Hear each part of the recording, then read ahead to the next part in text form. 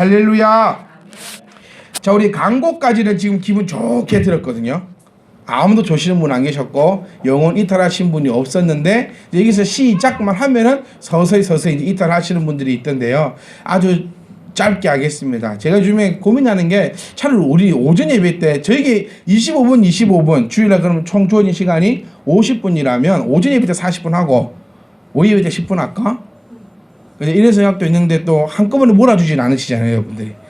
이렇게 시간도 띄엄띄엄 있으니까 얼마나 짧고 또 귀하고 소중한 시간입니까? 우리 졸지 마시고 졸아 보면 목사 삐지면 집에 갑니다. 오일 때 저 없습니다. 저 삐지면 누가 해야 될까요? 사모님이 하셔야겠네. 저 삐지면 이렇게 당번을 정해놔야겠어요. 목사님 삐자고 집에 가면 이번 주는 너, 다음 주는 너, 그 다음 주는 너. 상상만 해도 웃기지 않습니까? 삐 집에 가보라 목사님이 교회 안 오고 삐져가지고.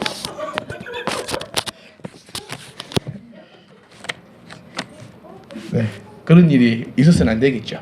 네. 자, 우리 오늘 함께 보실 인물은 압돈입니다. 자, 압돈이 지금 몇 번째 사사죠? 자, 여러분 가장 생각 많이 나는 사람이 누구 사사? 기드온. 이거 다음 주 되면 또 바뀔 거면 이제 삼손이거든요. 자, 지금 총 몇 번째 사사냐면 11번째 사사입니다. 11번째고 삼손이 12번째, 그리고 13번째 사사가 여러분 다 아시는 그 사람, 네? 드보라는 사사가 드보라. 자, 갑시다. 자, 삼손 다음에 누구? 다 아시는 분, 정말 유명한 사람. 삼손 다음에 사무엘요. 네. 그렇게 해서 총 사사는 몇 명이 있었다? 13명으로 사사 시대가 이제 끝이 날 겁니다. 그럼 오늘은 자, 11번째 사사. 누구다? 압돈. 압돈 전에 사사가 누구였다? 입산이다. 그 입산 그 전에는 입다. 그 전에는 여기까지 합시다. 그래. 예, 대단하십니다. 자, 첫 번째 사사 이름은요? 그렇지, 이것만 되었습니다. 더 이상 뭐 원래 처음에 끝만 알면 돼요. 처음은 누구? 온니엘, 중간에는 기드온, 끝에는 사무엘. 이 정도 끝입니다. 자, 첫 번째 누구? 온니엘, 중간에 기드온, 마지막 사무엘. 이렇게 하면 여러분 13명의 사사를 다 알고 있는 것입니다. 자부심을 가지셔야 됩니다. 우리는 정말 큰 자부심. 저는 정말 여러분 이 노예별로 성경 공부 가면 있으면 다 한번 갔으면 좋겠어요. 그런데 그 성경 공부가 또 틀리더라고. 맨날 성경 공부는 인물을 적어내야 되고 지명 적어내야 되고 몇 년도인지 적어내야 되고. 근데 하지만 여러분들이 주변에 있는 집사님과 성경을 한번 나누어 보십시오. 그러면 내가 얼마만큼 성경을 많이 알고 있는지 그에 대한 또 한번 점검이 될 것입니다. 그러니까 자부심을 가지십시오. 어느 교회 집사님 치고 13명의 사사 이름을 알고 있는 사람은 거의 없을 겁니다. 혹시 알고 있다 할지라도 이렇게까지 내용을 알고 있는 사람도 극히 드물 겁니다. 우리 자부심을 가지고 오늘도 우리 하나님 말씀 가운데 아는 게 중요한 게 아니고 뭐가 중요하다? 순종함으로 통하여서 하나님의 역사함을 나타내는 것이 중요하다. 성경 한글을 달달달 외우고 있는 저 유대인들이 중요한 것이 아니라 비록 외우지를 못하지만 비록 나훔 찾으라면 좀 헷갈리긴 하지만 그리고 13명 사사가 누군지라고 얘기할 때 온니엘과 기드온과 사무엘만 정확하게 알고 있을 뿐이지만 그래도 그 말씀을 가지고 순종하는 우리가 달달달 외우고 있는 저들보다 훨씬 더 낫습니다. 제사보다 뭐가 낫다? 순종이 낫다. 이게 그 말이에요. 순종해서 뭐 제사보다 순종이 낫다 해가지고 뭐 돈 갖다 바치고 물건 갖다 바치고 그게 아니라 제사보다 순종이 낫다라는 것은 알고 있는 것보다 순종, 행하는 것이 훨씬 낫다. 내 이웃을 사랑하라라고 알고 있는 것보다 모르지만 사랑하는 것이 훨씬 낫다. 원수를 사랑하라고 하신 예수님의 그 음성에 따라 원수보다 훨씬 덜한 내 남편, 내 아내를 사랑하는 것이 원수를 사랑하라고 알고 있는 것보다 훨씬 더 귀한 순종이다.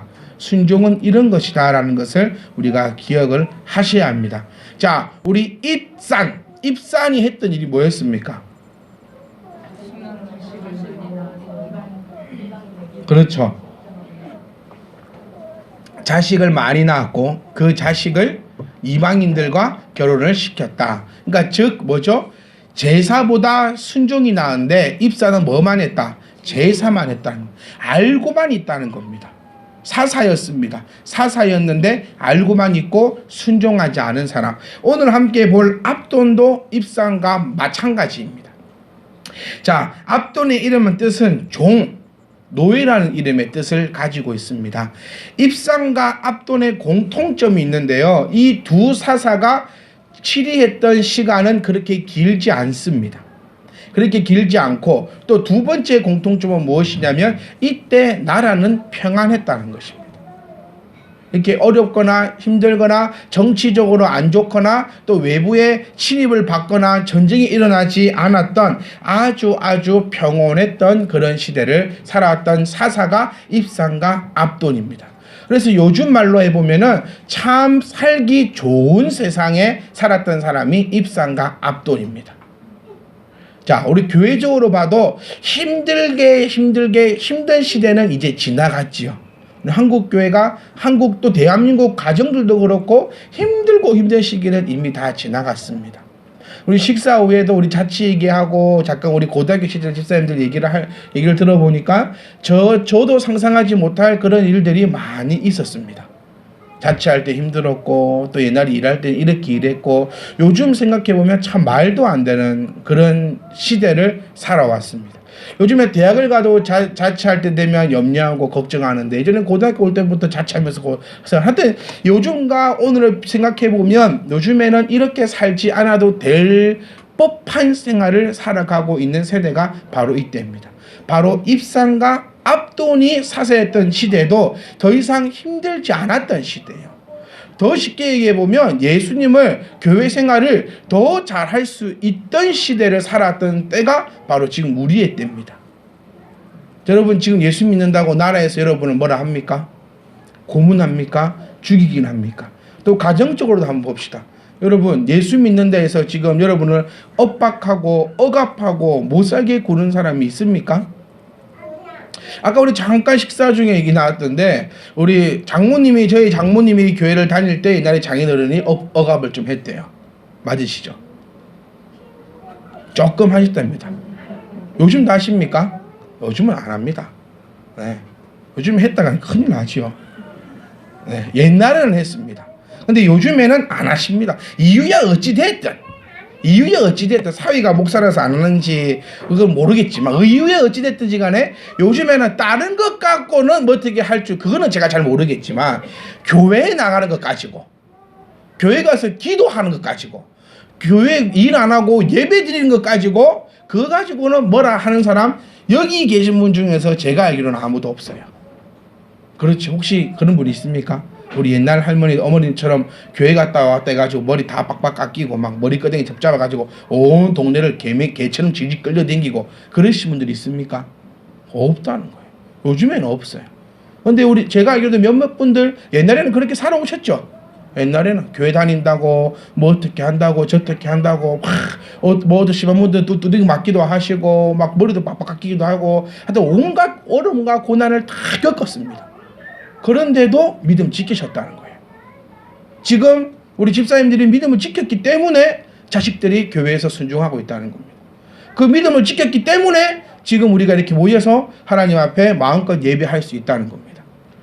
그런데 이제는 더 잘할 수 있는 이때인데 하지 않는다는 겁니다. 그게 입상과 압돈을 통해서 우리에게 주는 교훈입니다. 하나님께서 우리에게 신앙생활 할 수 있는 모든 것을 다 허락하셨습니다.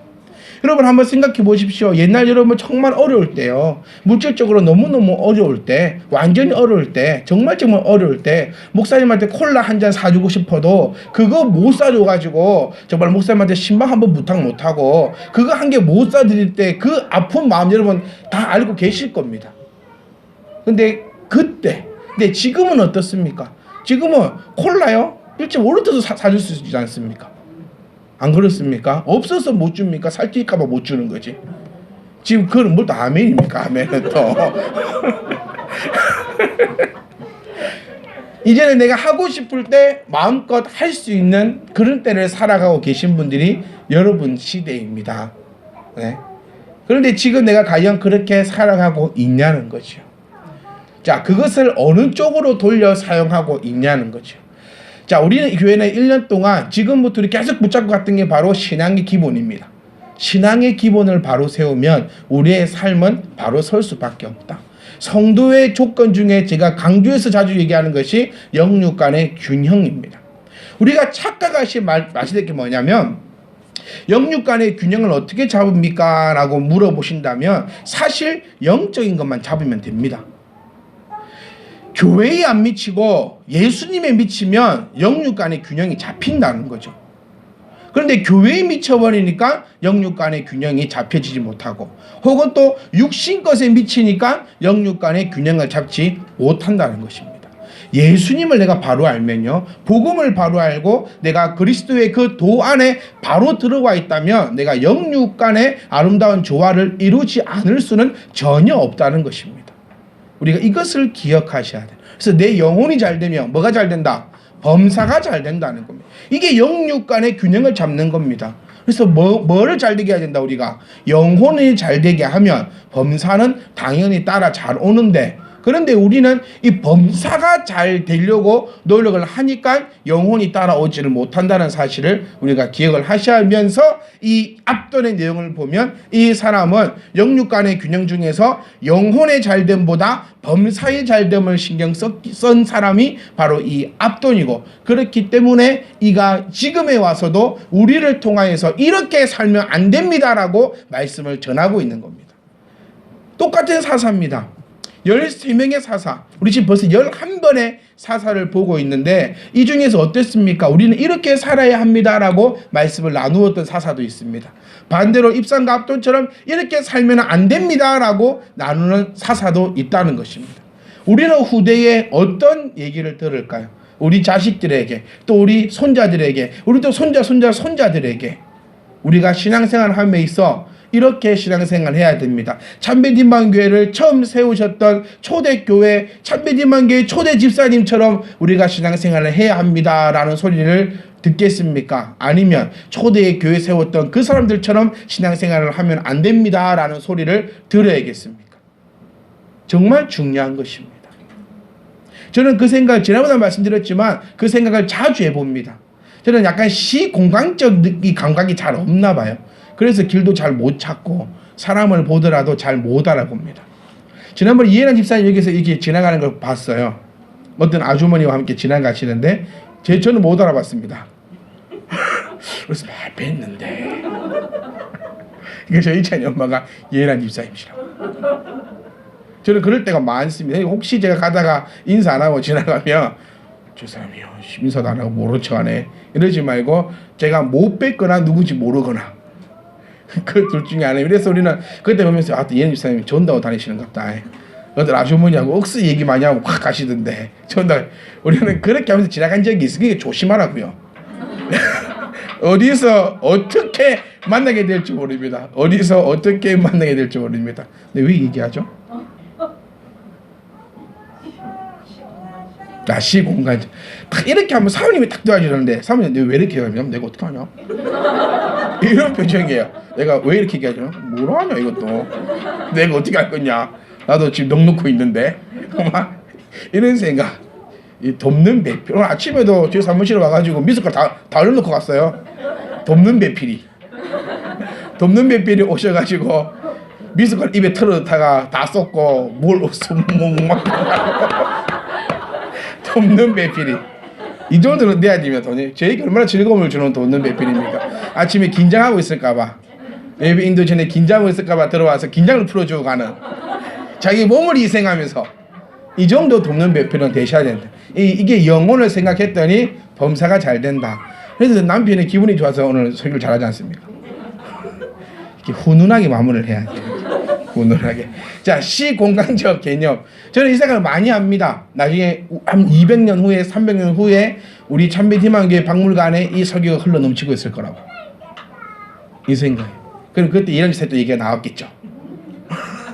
그러니까 이런 것들. 그러니까 우리가 나중에 정말 후세에 참 주님 오시기 전까지는 이 교회가 있지 않겠습니까? 우리는 사라질지언정 주님 오실 때까지 이 교회는 유지가 될 건데 우리 아이들이 또 우리 아이들의 아이들이 우리는 이 땅에 없을 때에 과연 우리를 어떻게 생각할까? 지금 우리 찍어놓은 사진이 걸려 있는 것처럼 저 사진이 나중에도 계속 걸려 있을 건데 후세 사람들이 이 사진을 보면서 이 집사님은 내가 들었는데야 이러면 안 돼. 이 사람이 대단하더라. 이렇게 되면 안 되잖아요. 이야, 이 집사님 덕분에 우리가 이렇게 예배 드릴 수 있는 거야. 그런 소리를 들을 수 있는 저와 여러분 되시기를 간절히 소망합니다. 그러기 위해서는 범사를 생각하는 것이 아니라 영혼을 생각하면 돼요. 자, 압도는 대단합니다. 자식이 몇 명? 40명에 손자가 30. 자, 여기 생각해보면 뭐 입사이나 비슷하네. 나귀가 70이에요. 나귀. 이렇게 생각하면 됩니다. BMW 70대. 그러니까 입산보다 더한 놈이죠. 네. 자, 입산과 마찬가지로 자녀가 많았습니다. 자, 몇 년간 통치했습니까? 통치 기간이 8년밖에 되지 않아요. 자, 보통 40년씩은 했잖아요. 보통 통치 기간이 8년밖에 안 했는데 나귀가 70마리입니다. 이 나귀가 뭐냐? 정확하게 그겁니다. BMW 70대, 벤츠 70대. 그러니까 부입니다. 부. 이 8년이란 사사, 사실 사사가 지금 왕입니다. 왕의 일들을 사사가 하고 있는 거죠. 이 8년간의 권력을 잡았을 때 이 사람은 영혼에 관심을 둔 것이 아니라 내 배부른 것에 초점을 두고 있다는 것이죠. 당시에 나귀를 탄다는 것은 부유층에 있었던 일입니다. 진짜로 요즘 말로 해석하면은 BMW, 벤츠, 뭐 아우디 이런 것이 집에 70대가 있다는 소리입니다. 성경도 이것을 얼마나 비꼬면서 적어 놓은 겁니까? 자식이 40명에 손자가 30명이고 나귀가 70대나 있더라. 70마리나 있더라. 이런 사람 되면 안 됩니다. 저도 그렇고요. 여러분들도 그렇고요. 우리는 어디에 관심을 둬야 된다? 영혼에 관심을 두어야 한다는 겁니다. 하나님께서 우리에게 복을 주실 겁니다. 아멘. 하나님께서 우리에게 생각지도 못한 그 은혜와 복을 지금도 주시고 계시지만 앞으로도 계속해서 주실 것입니다. 이때 우리가 어디 관점으로 살아가느냐는 것이지요. 우리는 이런 간증을 많이 들었습니다. 사실 자기가 뭐 힘들게 살 때 예수를 잘 믿었더니 하나님께서 갑자기 생각지도 못한 사업의 길을 여셔가지고 그 사업의 길을 했는데 뭐 넘어져도 잘 되고 뒤로 자빠져도 잘 되고 막 온갖 것을 해도 잘 돼가지고 어마어마하게 잘 됐었는데 그때 정신을 못 차리고 그때 주일날 주일 빠지고 뭐 스키장을 갔고 뭐 어디 여행을 다녔고 주일날 교회는 안 가고 갔고 뭐 주일날 또 교회는 가도 일부 예배 7시 예배 그 잠깐 가서 하나님 안녕히 계시오 하고 비행기를 타고 외국으로 놀러 다니고 그렇게 흥청망청 살았는데 하나님께서 치셔가지고 우리 집이 쫄딱 망해가지고 이랬다 저랬다 간증 다니는 사람들 내용 다 이겁니다.